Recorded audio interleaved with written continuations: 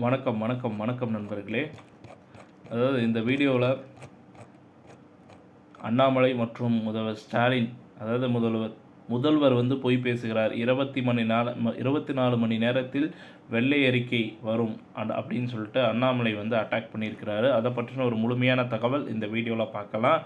அதுக்கு முன்னாடி நம்ம சேனலை சப்ஸ்கிரைப் பண்ணி பெல் ஐக்கானை கிளிக் பண்ணி வச்சுக்கோங்க. வாங்க வீடியோக்குள்ளே போகலாம். கோவை பேரூர் பகுதியில் நடைபெறும் நொய்யால் திருவிழாவின் 5வது நாளில், அதாவது அந்த நிகழ்வில் பாஜக மாநில தலைவர் அண்ணாமலை கலந்து கொண்டு பாரம்பரிய கலை நிகழ்ச்சிகளை பார்வையிட்டும் காவடி ஆட்டம் ஆடியும் விழாவில் நேற்றாக 29 உரையாற்றினார்.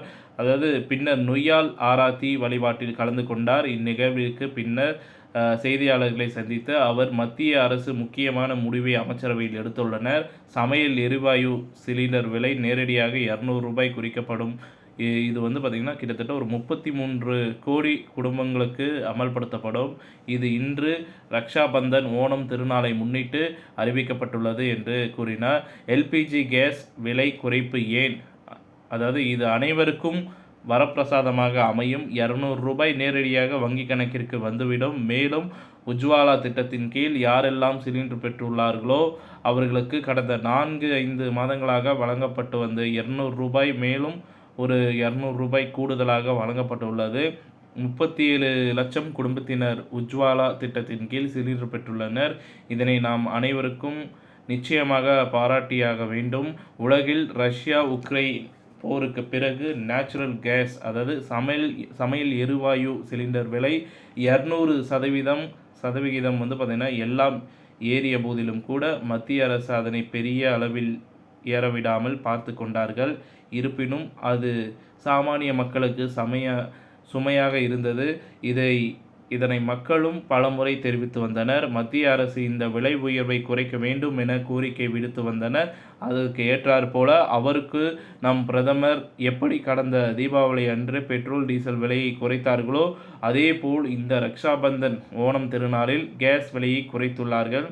மேலும் வருகின்ற காலங்களில் கேஸ் விலையை மேலும் குறைப்பதற்கு தற்பொழுது உள்ள சப்ளையர்கள் தாண்டி வேறு நாட்டில் இருந்து வாங்குவதற்கும் முயற்சிகள் மேற்கொண்டு வருகிறார்கள். கோவை வரும் பியூஷ் கோயல் அம்ருத் ரயில் நிலையங்களை பொறுத்தவரை இந்தியாவில் உள்ள 500க்கும் மேற்பட்ட ரயில் நிலையங்களில் விரிவாக்க பணிகள் ரூபாய் 25,000 கோடிக்கும் மேல் தேர்ந்தெடுத்து வேலைகள் செய்ய ஆரம்பிக்கப்பட்டுள்ளது. இந்த அம்ருத் ரயில் நிலையத்தில் கோவை ரயில் நிலையம் இல்லை என்று பலரும் கேள்வி எழுப்பப்பட்டது. இதற்கான கேள்வியை நாங்கள் ரயில் நிலைய அதிகாரிகளிடம் முன்வைக்கும் பொழுது அந்த அதிகாரிகள் கோவையிலிருந்து 34 ரயில்களில் புறப்படுகிறது, 96 ரயில்கள் கோவை வழியாக செல்கிறது. கோவையில் புதிதாக ரயிலை இயக்குவதற்கு இடம் கிடையாது என தெரிவித்தனர். அப்படி இருந்தும் நாம்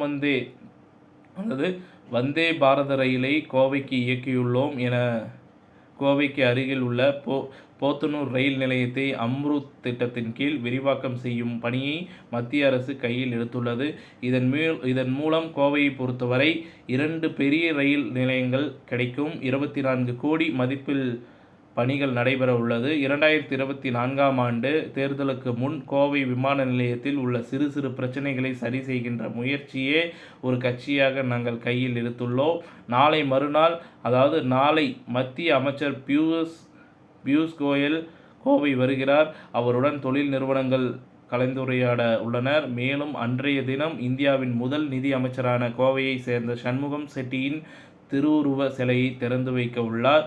தென் தமிழகத்தில் வேறொன்றும் பாஜக எண் மக்கள் முதல் கட்ட பாத யாத்திரை பொறுத்தவரை மிகவும் கடுமையாக இருந்தது. குறிப்பாக தென் தமிழகத்தில் 40 டிகிரிக்கும் மேல் ஆனால் பறக்கக்கூடிய அதே சமயம் மக்களின் ஆதரவு கிடைக்கப்பெற்றது. அதில் மக்களும் கலந்து கொண்டு எல்லாம் மறக்க முடியாத ஒரு தருணமாக அமைந்தது. தென் தமிழகத்தில் பாஜக வேரூன்றி இருக்கிறது. அதே சமயம் தமிழகத்தில் அதிகமான பிரச்சனைகளும் தென் தமிழகத்தில் தான் உள்ளது. குறிப்பாக வேலைவாய்ப்பு, தண்ணீர் பிரச்சனை, விவசாய வளர்ச்சி ஆகியவை எல்லாம் தென் தமிழகத்தில் பெரும் சவாலாக உள்ளது. அதனால்தான் தென் தமிழகத்தில் ஒவ்வொரு இடத்திற்கும் செல்லும் பொழுதும் அங்குள்ள பிரச்சனைகளுக்கு ஏற்ப மத்திய அமைச்சர்களை அழைத்து வந்தோம். பாத யாத்திரை செல்லும் பொழுது அனைவரும் பிரதமர் நன்றாக செயல்படுகிறார், ஆனால் சிலிண்டர் விலையை மட்டும் குறைத்தால் நன்றாக இருக்கும் என கூறினார்கள். நானும் அவர்களிடம் பிரதமரிடம் இது குறித்து நடவடிக்கை எடுத்து வருகிறார்கள் என்று தெரிவித்தேன். தென்காசியில் செப்டம்பர் 4ஆம் தேதி 2ஆம் கட்ட பாத யாத்திரை தொடங்கி 19ஆம் தேதி கோவைக்கு வந்துவிடுவோம். இங்கேயும் பல்வேறு மக்களை சந்தித்து குறைகளை கேட்டு அரிய வாய்ப்புகள் கிடைக்கும் என நம்புகிறோம்.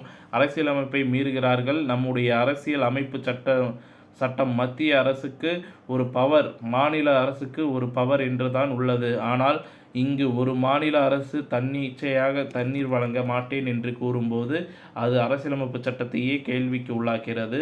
காங்கிரஸ் ஒரு பெரிய கட்சி, பல முறை ஆட்சியில் இருந்த கட்சி தான். கர்நாடகா முதல்வரும் துணை முதல்வரும் புதிதானவர்கள் அல்ல என காவிரி நீர் பிரச்சனையை பொறுத்தவரை இவர் ஏதோ சிறு பிள்ளைகள் அரசியலமைப்பு சட்டத்தை மதிக்க மாட்டேன், காவிரி நீர் மேலாண்மையை மதிக்க மாட்டேன் என்று சொல்வது போல் உள்ளது.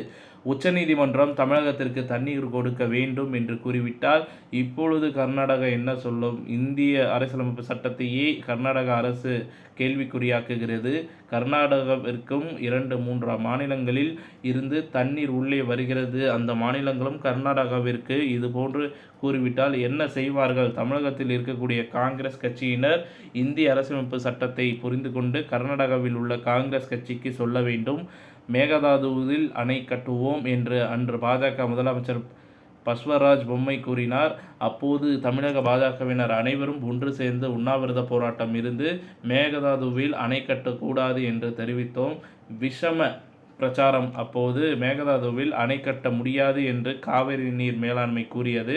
அதனை பாஜக ஏற்றுக்கொண்டது. வட மாநிலத்தில் இருந்து யாராவது தமிழகத்திற்கு வந்தால் அவர்கள் முதலில் பதிவு செய்ய வேண்டும். 15 லட்சத்திற்கும் மேல் வடமாநில தொழிலாளர்கள் இங்கே இருப்பதாக மாநில அரசு புள்ளி விவரங்கள் கூறுகிறது. மத்திய அரசை பொறுத்தவரை ஒரு நாடு ஒரு ரேஷன் கார்டு என்பதை கூறுகிறது. இதனால் ஒருவர் எங்கிருந்தாலும் ரேஷன் பொருட்களை பெற்றுக்கொள்ள முடியும். இதை தமிழகத்தில் உள்ள சில அரசியல் கட்சிகள் தவறாக புரிந்து கொண்டு விஷமத்தனமான பிரச்சனைகளை மேற்கொள்வார்கள். அதேபோல் கல்வியை பொறுத்தவரை வீடு தேடி கல்வி என்பதை மத்திய அரசு கொரோனா காலத்தில் கொண்டு வந்தது. இதனை மத்திய அரசாங்கம் தொடர்ந்து ஆய்வு செய்து வருகிறது. தமிழ்நாட்டை பொறுத்தவரை பொது விழிப்புணர்வு அனைவரிடத்திலும் உள்ளது. பொய் பேசுவது முதல்வருக்கு அழகல்ல.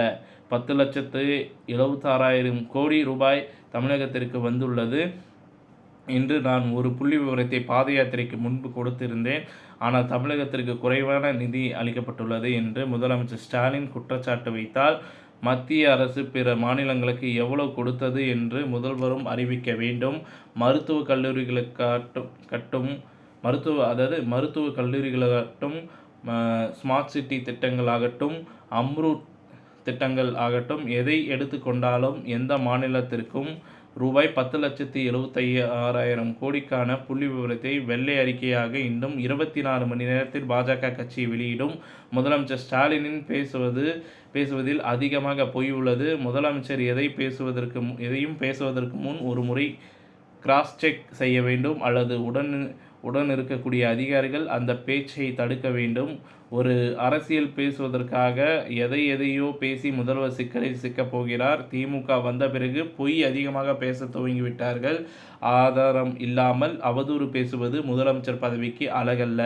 நாங்கள் அடுத்த 24 மணி நேரத்திற்குள் வெளியிடும் வெள்ளை அறிக்கை அதிகாரிகளிடமும் கொடுத்து அந்த அறிக்கை பொய் என்று சொல்லட்டும், மேற்கொண்டு பார்த்து கொள்ளலாம் அப்படின்ற மாதிரி சொல்லியிருக்கிறாரு. சீமான் ஏன் பிரதமரை எதிர்க்கிறார்? திமுக ஊழல் பட்டியலை பொறுத்தவரை ஒரு முறை நேரடியாக வழங்கினோம், அடுத்து கவர்னரிடம் வழங்கிவிட்டு முக்கியமானவற்றை வெளியிட்டோம்.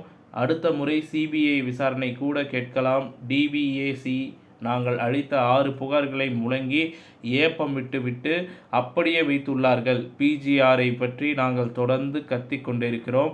இதில் இன்று மாநில அரசும் கான்ட்ராக்ட் வேண்டாம் என்று கூறுகிறார்கள். பாஜக திமுக கட்சியின் மீது மட்டும் ஊழல் பட்டியல் வெளியிடப்படுகிறது என்று குற்றம் சாட்டும் சீமான் அவரே அதிமுக ஊழல் பட்டியலை வெளியிடட்டுமே. நாங்கள் ஊழல் பட்டியலை வெளியிடட்டுமே, நாங்கள் வந்து பார்த்தீங்கன்னா ஊழல் பட்டியலை வெளியிட்டு பேசுகிறோம். அதில் குற்றம் குறைகள் சொல்லலாம். ஆனால் சீமான் ஏதாவது வெளியிட்டுள்ளாரா என்பதுதான் எங்களுடைய கேள்வி. சீமான் மீது எனக்கு மதிப்புள்ளது.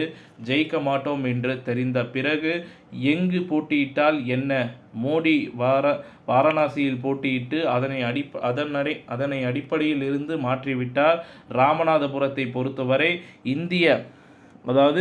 இந்தியாவினுடைய மோசமான 112 மாவட்டத்தில் அதுவும் ஒன்றாக உள்ளது. அதே போல்தான் வந்து பார்த்திங்கன்னா இங்கே நிற்க வேண்டும் அப்படின்ற மாதிரி மக்கள் விருப்பப்படுகிறார்கள். திமுகவில் அதிகமான ஊழல்வாதிகள் இருக்கிறார்களே, அவர்களை எதிர்த்து சீமான் போட்டியிடட்டுமே. பிரதமர் என்ன ஊழல் செய்தார்? சீமான் திமுகவினரை எதிர்த்து வெற்றி பெற வேண்டுமே தவிர நல்லது செய்ய வேண்டும் என்று எதிர்பார்க்கின்ற மோடியை எதிர்த்து எதற்கு போட்டியிட வேண்டும் என்ற கேள்விகள் எழுப்பினார் அண்ணாமலை அவர்கள். இத்துடன் இந்த செய்தி தகவல் முடிவடைகிறது. இந்த செய்தி தகவல் பிடிச்சிருந்தால் லைக் பண்ணுங்கள், ஷேர் பண்ணுங்கள். மறக்காமல் நம்ம சேனலை சப்ஸ்கிரைப் பண்ணி பெல் ஐக்கானை கிளிக் பண்ணி வச்சுக்கோங்க. நன்றி, வணக்கம்.